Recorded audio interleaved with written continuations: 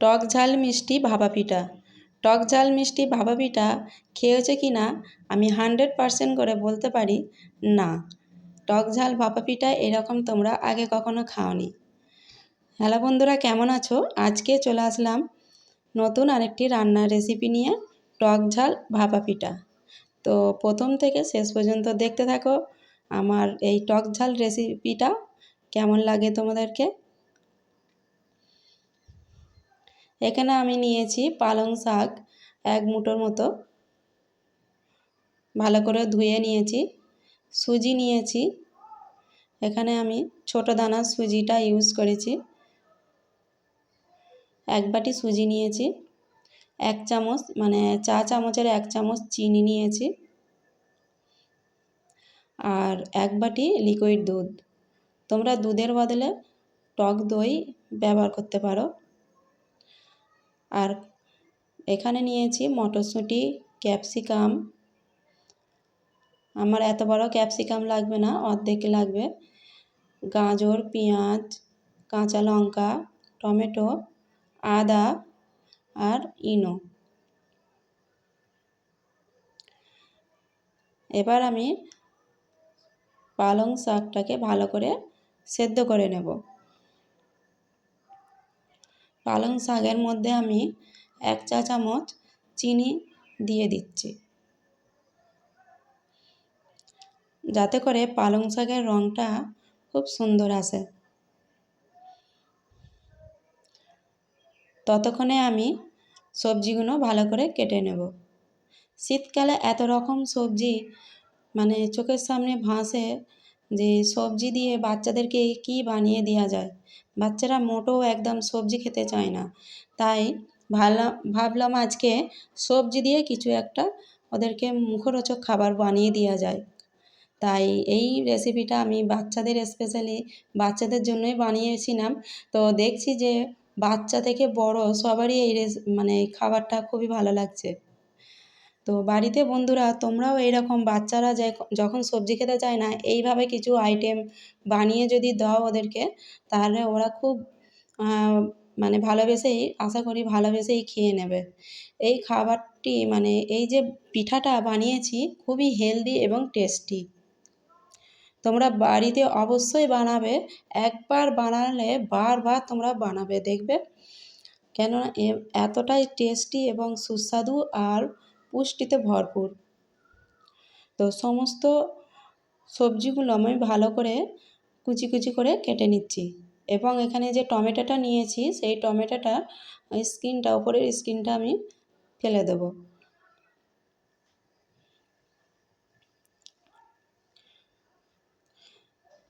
তোমরা এই পিঠার মধ্যে ঝালটা তোমাদের পছন্দ অনুযায়ী দিয়ে নেবে।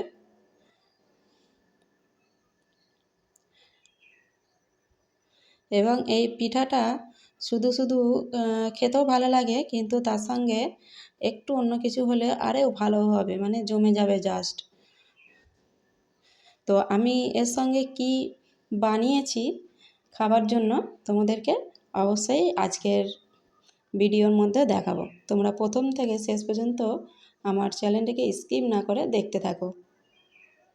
আর আমার চ্যানেলটি, আমার ভিডিওটি তোমাদের যদি ভালো লাগে, অবশ্যই বন্ধুরা আমার চ্যানেলটিকে তোমরা সাবস্ক্রাইব করে দেবে। ভালো লাগলে কমেন্ট করবে এবং লাইক করবে। একটি লাইক একটি আশা, এবং অন্যদের মধ্যে শেয়ার করে দেবে, যাতে করে অন্যরাও এই রেসিপিটা দেখে তারাও বাড়িতে বানাতে পারে।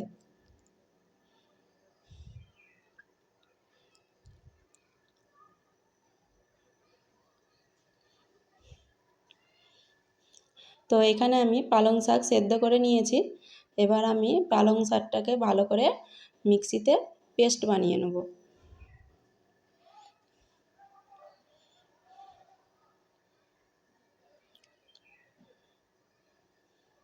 শীতকালের সন্ধ্যায় এই রকম রেসিপি থাকলে মানে রাত্রিরে আর ভাত খাবার ইচ্ছা থাকবে না।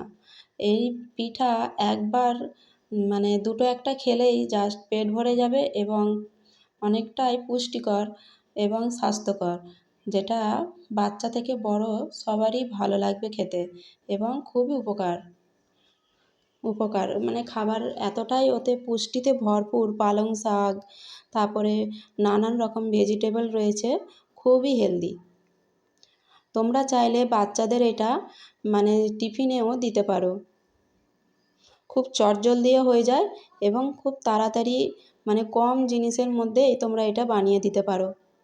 সকালের ব্রেকফাস্ট বাড়িতে বানাতে বা বাচ্চাদের টিফিনে দেওয়ার জন্য খুবই ভালো, খুব তাড়াতাড়ি এটা তৈরি হয়ে যায়। তো আমি এখানে 1 বাটি সুজির মধ্যে 1 বাটি দুধ সবটাই দিয়ে দিলাম। তো ভালো করে এবার আমি মিশিয়ে নিচ্ছি। দুধটা আমার আগে থেকেই জাল দেওয়া ছিল।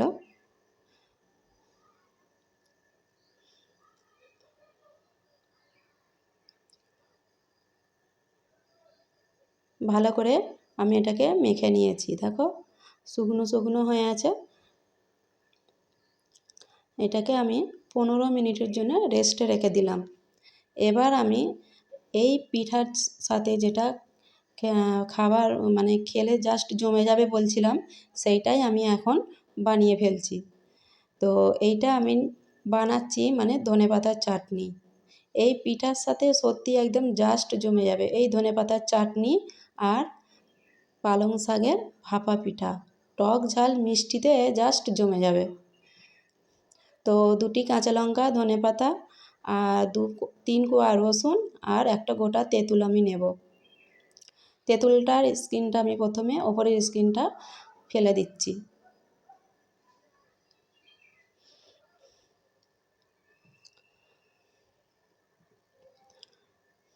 তোমরা এখানে কাঁচা তেঁতুলের বদলে তোমরা পাতিলেবুর রস ইউজ করতে পারো। আমার কাছে তেঁতুলটাই বেস্ট মনে হয়, কেন তেঁতুলের যে আলাদা টেস্ট লেবুর সাথে, লেবুর মধ্যে থাকে না, তাই আমি এখানে কাঁচা তেঁতুল ইউজ করেছি। তো এখানে আমি 2 চামচ লবণ দিয়ে দিলাম। তো দেখতে পাচ্ছ ধনেপাতার চাটনি আমার রেডি। আর 1 চামচ সর্ষের তেল দিয়ে দিলাম। সর্ষের তেলটা অবশ্যই বন্ধুরা ধনেপাতার চাটনির মধ্যে দেবে, এত দারুণ লাগে খেতে, খুবই দারুণ লাগে। এবার আমার ভাপা পিঠের উপকরণগুলো একে একে মিশিয়ে নেব। পালং শাক পেস্ট করে রেখেছিলাম সেটা এর মধ্যে দিয়ে দিলাম, মানে সুজির মধ্যে দিয়ে দিলাম।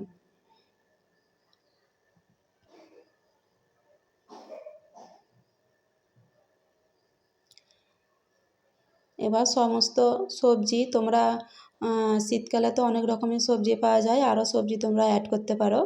এখানে আমি চা চামচের 1 চামচের মতো মানে জোয়ান নিয়েছি। তোমরা যে জোয়ান, তোমরা হয়তো জোয়ান না পছন্দ করলে গোটা জিরেও দিতে পারো।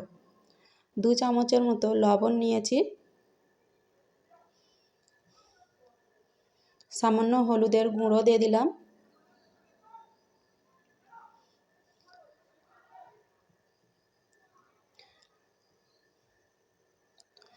এবার সমস্ত কাঁচা সবজি এর মধ্যে দিয়ে দিলাম।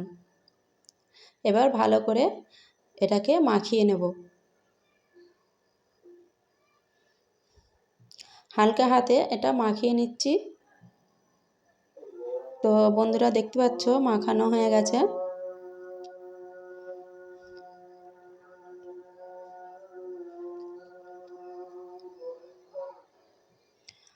তোমরা এখানে 1 প্যাকেট ইনো দিয়ে দেবে, কেন আমি এখানে ইনো দিয়েছি। ইনোটা দিলে মানে খুবই সফট এবং স্পঞ্জি ভাবটা আসবে, এই কারণে আমি এখানে ইনোটা ইউজ করেছি। তোমরা অবশ্যই ইনোটা দেওয়ার চেষ্টা করবে। তো ইনোটা 1 প্যাকেট পুরোই দিয়ে দিলাম। তার মধ্যে সামান্য একটু মানে 2 চামচের মতো, চা চামচের 2 চামচের মতো পানি দিয়ে দিলাম, যাতে করে ইনোটা গলে যায় এবং ভালোভাবে মেখে যায়। তো হালকা হাতে ভালো করে এটা মাখিয়ে নিচ্ছি। আমার এই ভাপা পিঠা কেমন লাগছে এবং কেমন লেগেছে অবশ্যই কমেন্ট করবে বন্ধুরা।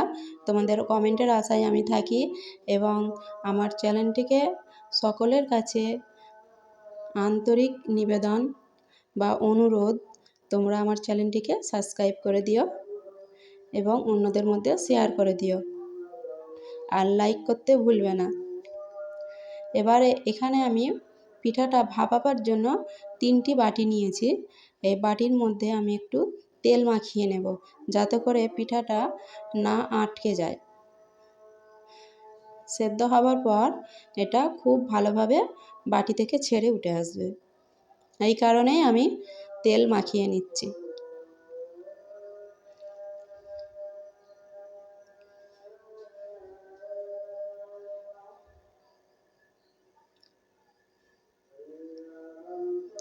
তো আমি এখানে 2 চামচ করে ব্যাটার এর বাটির মধ্যে দিয়ে দেব।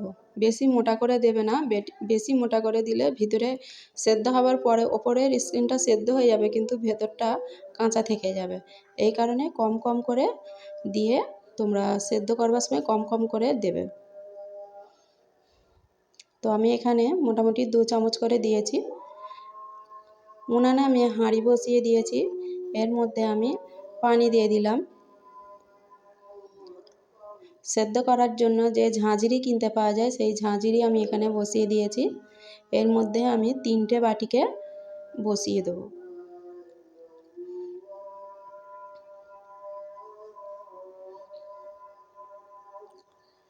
খুব জোর জার এখানে 10 থেকে 15 মিনিট সময় লাগে এই পিঠাটি ভাপিয়ে নেবার জন্য। আমার 15 মিনিট সময় লেগেছে, 10 থেকে 15 মিনিট, এর থেকে বেশি সময় লাগবে না।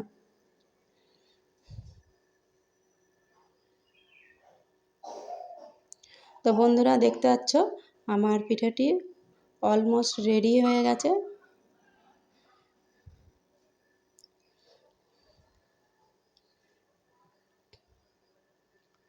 খুব চটজলদি এই পিঠা বানানো যায়, খুবই তাড়াতাড়ি হয়ে যায়। মানে সকালের নাস্তা হোক বা বিকালের নাস্তা, এটা খুব তাড়াতাড়ি অনায়াসে বাড়িতে বানানো যায়, খুব তাড়াতাড়ি হয়ে যায়।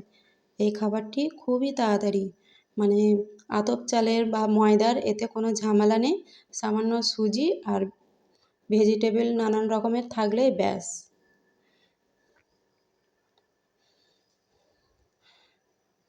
দেখো আমার পিঠাটা কত সুন্দর এবং ফুলে উঠেছে। আমি দিয়েছিলাম 2 চামচের মতো, আর দেখো ফুলে কতটা, মানে ছোট ছোট যে কেক হয় না, ছোট ছোট যে কেক হয় ঠিক সেই রকম দেখতে হয়ে গেছে, ফুলে এতটা মানে ফুলে উঠেছে। তো আমি এটা গাটা হালকা করে ছুরি দিয়ে ছাড়িয়ে নিচ্ছি। এইখানে আমার মানে নাস্তা করতে বসে গেছে একজন, মানে খাবারের এতটাই মানে সুগন্ধটাও মানে খাবারটা শুধু খেতেই ভালো নয়, এর যে সুগন্ধ রয়েছে সেটা দূর দূরান্ত পর্যন্ত যাচ্ছিল। তো ছেলেটা বাইরে খেলতে খেলতে বলছিল যে আমাকে আগেই দিয়ে দাও, আমার তো গন্ধতেই পেট ভরে যাচ্ছে। তো আমার এই ভিডিও আজকে তোমাদের কেমন লাগলো অবশ্যই বন্ধুরা কমেন্ট করবে, শেয়ার করবে এবং লাইক করতে ভুলবে না। আর অবশ্যই আমার চ্যানেলটিকে তোমরা সাবস্ক্রাইব করবে আমার চ্যানেলটির পাশে থাকার জন্য। এইরকম আরও নতুন নতুন ভিডিও আনবো, তোমাদের যদি ভালো লেগে থাকে অবশ্যই এরকম আরও নতুন নতুন ভিডিও আনবো।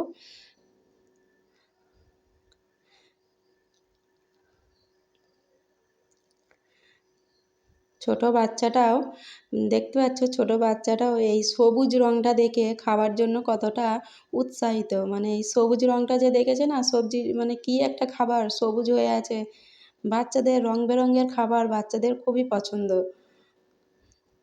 তো পিঠাটা আমি হাত দিয়ে তোমাদের দেখাচ্ছি, দেখো কতটা সলিড হয়েছে, একদম হাত দিয়ে আমি চেপে ধরছি, ভেঙে যাচ্ছে না, সলিড। দেখো গুঁড়ো গুঁড়ো হয়ে যাচ্ছে না, বেশ একদম মানে মুখে দিলেই জাস্ট মানে কি বলবো, না খেলে তোমরা বুঝতে পারবে না। তোমরা অবশ্যই বাড়িতে বানিয়ে খাও এবং সকলকে খাওয়াও।